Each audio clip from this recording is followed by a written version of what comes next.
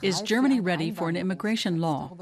I'll be discussing that with CDU Deputy Party Chairman Armin Laschet. Welcome. Welcome to you, DW viewers. I'm Alexandra von Namen. Mr. Laschet, you are in favor of an immigration law in Germany, even though that's traditionally been a taboo topic for the CDU. But now it appears things are changing. One major newspaper has even commented it would be the equivalent of a minor revolution within the CDU. Do you see yourself as a revolutionary? No, this is not a revolution. In my opinion, German migration policies carry a great deal of symbolic weight. Actually, we've had a de facto immigration law in place for 10 years. It's called the Law on Regulating Immigration. We have a Residence Act. We've defined 80 professions that confer preferred immigration status. Germany is a country that welcomes migrants. That has been part of our national fabric for some time. But we must make the process clearer, more transparent and effective. That's what we're currently discussing. But you already favored immigration reform in your early years as a politician. Back then, the CDU and its Bavarian sister party, the CSU, said categorically that Germany is not a country of immigration. You've changed a lot of minds. That's true. A lot has changed in the past 15 or 20 years. But that's also a long period of time. In the final years of Helmut Kohl's chancellorship, a number of young parliamentarians wanted to modernize the path to citizenship. We felt that every child born in Germany should automatically have citizenship. Many countries operate by this principle, including the US, France, and others. But in Germany, the principle was that children must be born of at least one German parent. Back then, there was little support for change, but since 2000, birthright has been the law of the land here too. Why is it such an important issue for you?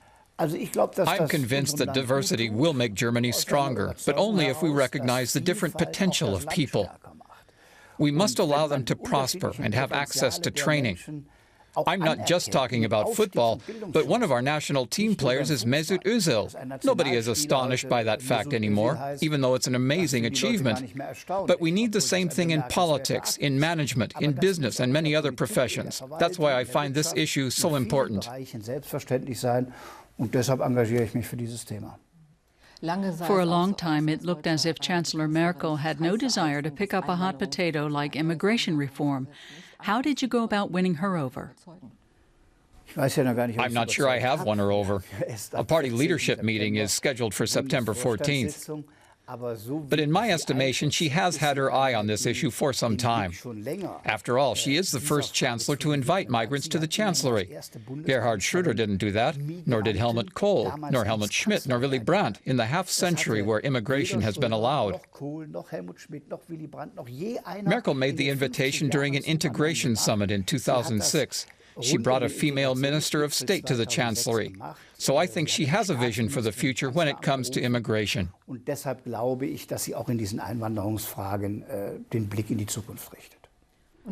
do you think would change with new immigration laws?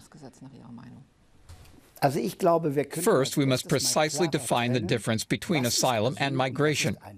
We are currently sheltering hundreds of thousands of refugees in Germany, 400,000 right now, with more arriving every day.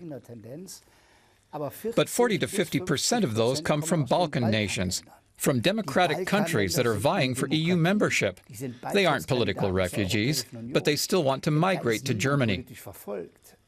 If they knew there was a chance to immigrate legally, they wouldn't try to enter as refugees and bid for asylum. Making the law more explicit would help the people and the current legal processes. Dies klarer zu machen, hilft, glaube ich, den Menschen, aber hilft auch den Verfahren, die wir im Moment erleben. You mentioned that more and more refugees are arriving in Germany, and that has inflamed the discussion of a need to overhaul immigration laws, even though refugees aren't immigrants in the classic sense of the word. They're people who urgently need our help. Is there a danger that the burden will grow too large and that Germany will grow hostile to foreigners? I don't see any evidence of that. On the contrary, when you compare the current wave to what happened in the 1990s, I see much greater willingness to lend a helping hand.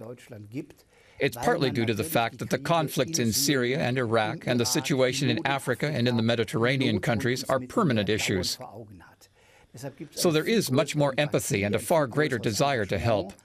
Of course, that could change if there is no end to the influx of refugees.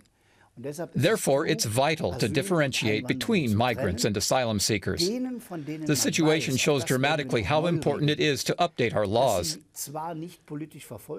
For instance, there are people arriving from Syria. They aren't political refugees, but still no one recommends returning them home. But if that's the case, then we must organize language classes and provide training and job opportunities so these people won't be dependent on social welfare for long. Rather, they will be able to stand on their own 2 feet. Right now, our laws don't provide for that. So this is a third platform: asylum, immigration, and legislation that allows movement between those groups. Den Spurwechsel zu ermöglichen von dem einen Instrument zum anderen. But why isn't that already the case? Many Germans feel empathy with the refugees arriving here. But there have also been incidents of violence directed at camps for asylum seekers. Recent surveys also show that fewer Germans are willing to accept more refugees in Germany than a few months or a year ago. So it appears that sentiment is changing. There is a danger, but I don't think it's a pervading sentiment.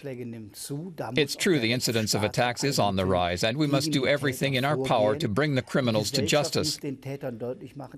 Society as a whole must make it clear to those who commit crimes like arson that they are not representing Germany as a whole. They are simply criminals. But that is why it's important to have fast-track processes to deal with those who have no claim to remain here. For instance, people from the Balkan nations.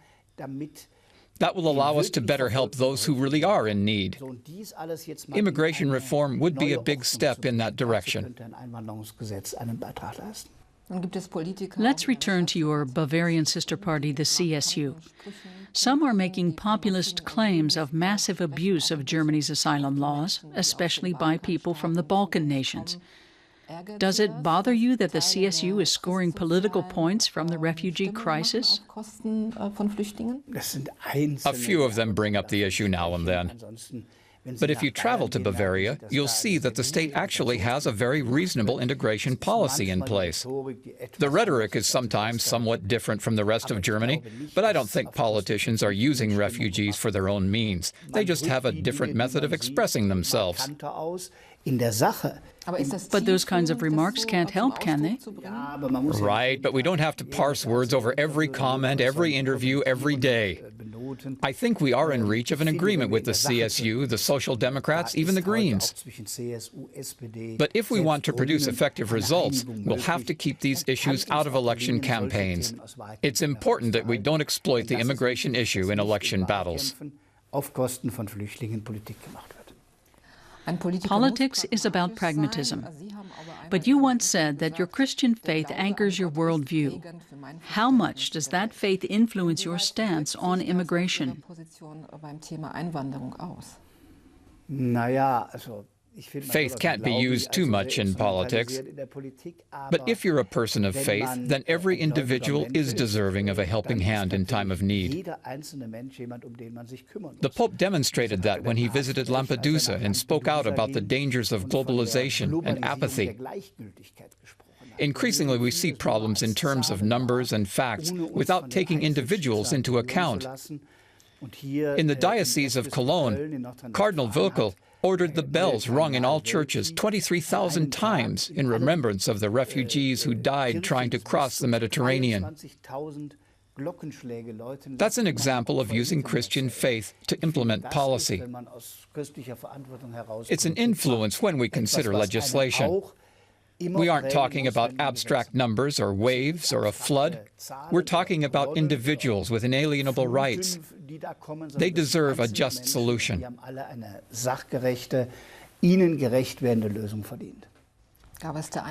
Can you think of a story or personal experience that really got under your skin? One that you can't stop thinking about? As I said, there are many stories, but there are a few that I remember in vivid detail. For instance, an 11-year-old who came here. Back home, the family was solidly middle class, but here the father couldn't work, and the family was suddenly dependent on welfare. Everyone turned up their noses at the father until he became ill and had nothing left of his pride. And I think about it all the time. I wonder what it's like for people who are in that situation right now. We must make sure that we don't repeat the mistakes of the 1990s. I feel we are on the right path. There are training slots for those willing to work with their hands. A stable residency status is also in place. Of course, there are still legal issues we must address. But the basic goal is that everyone who is here now can remain here and eventually become a citizen. Personal stories like these make the case for it.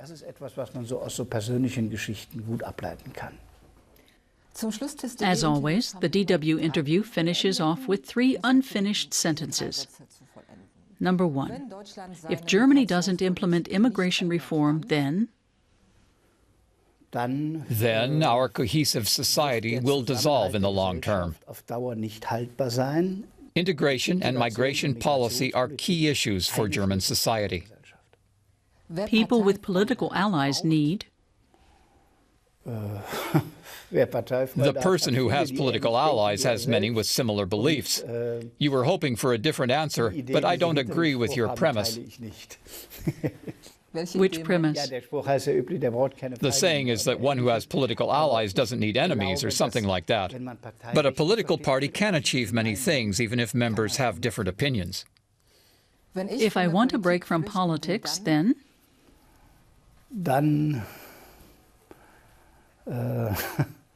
I turn off my cell phone. Vielen Dank, Herr Laschet. Bitte.